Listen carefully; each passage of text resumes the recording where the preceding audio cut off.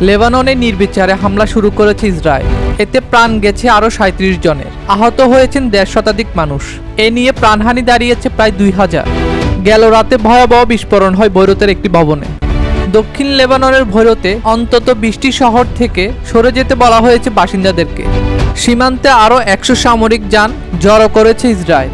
দক্ষিণ লেবাননের একটি গ্রামে হিজবুল্লাহ বোমা বিস্ফোরণে অন্তত ১৭ ইসরায়েলি সেনা নিহত হয়েছে, এমন দাবি করেছে সশস্ত্র গোষ্ঠীটি। মধ্যপ্রাচ্যে ফ্লাইট বাতিল ও সীমিত করেছে ব্রিটিশ এয়ারওয়েভ, দুবাই এলিয়াস এয়ার ইন্ডিয়া সহ বেশ কিছু বিমান সংস্থা। লেবানন থেকে নিজ দেশের নাগরিকদের সরিয়ে নেওয়া শুরু করেছে রাশিয়া, ফ্রান্স, কলম্বিয়া ও গ্রিস।